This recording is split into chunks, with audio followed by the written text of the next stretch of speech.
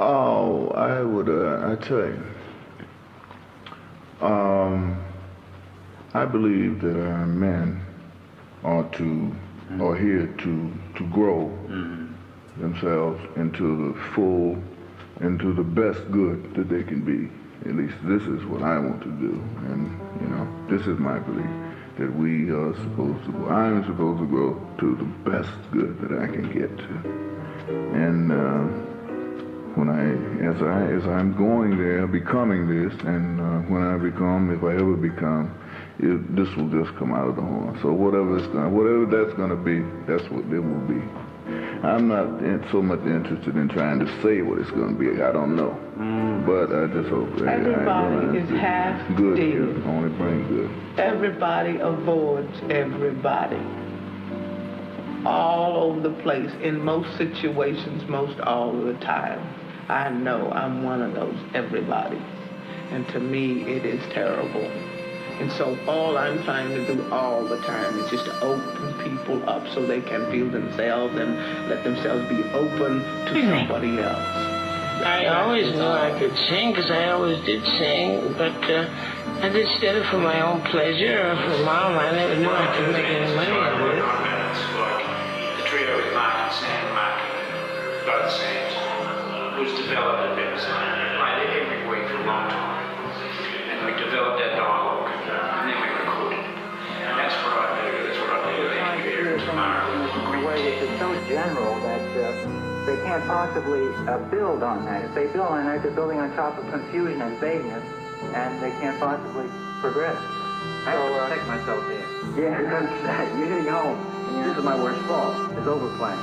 But on the other hand, to thousands of musicians, such as myself, we have to overplay, I think, because we don't have time to even time to get to the keyboard to sustain the rudimentary thing.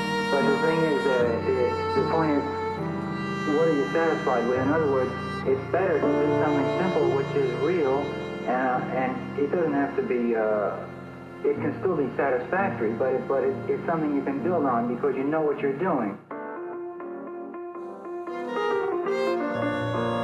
That's simple enough, but it's all within the absolute framework of what you're doing.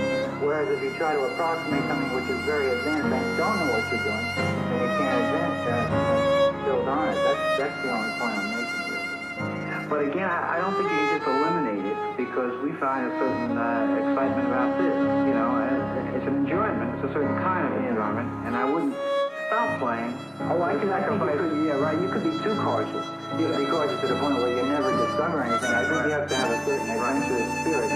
But let's say over a long period of time, you have to be aware of what is really accurate and what is not. And when you're adventurous, you have to know when you succeed and when you don't succeed. Oh, easy, yeah. Late 30s, early 40s. That's right, 41, 39 with Louis Armstrong. 20 years, right? Yeah. What was your first job? Louis Armstrong. Oh, yeah? Not my first job. That's your first big job time. with a name Yeah, band. I was with Lee Young. Well, that's kind of big in a way. Yeah. Lee Young, that's Lester's brother.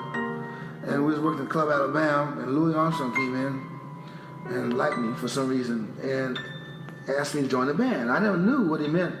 The guy said he's making a Southern tour. So I got in the band and made a few one-nighters and got to the South, and the guy started telling me about the South, how it was. You've never been South before? No, man, but the older fellows, they said, "Now, you be careful when you get down there." And I just carried me out inside because I knew I would be killed. Live, habit, public, and give of the best one could, and toward which one had practiced for many months. But that wears off very quickly. That's a very thin veneer indeed. And once you start doing that every couple of nights and distant ones and distant lands, the charm and the glamour, that doesn't last very long, certainly with me.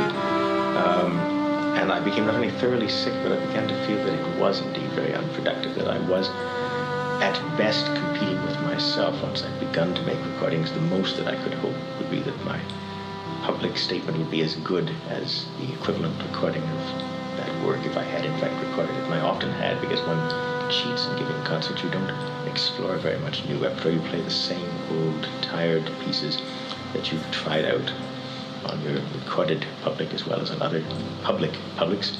And one does cheat, and one does try to get by with as little work as possible and play them pretty much the same way, I suppose. And there is an incredible lack of imagination that sets in. There's no longer a need to rely particularly on imagination.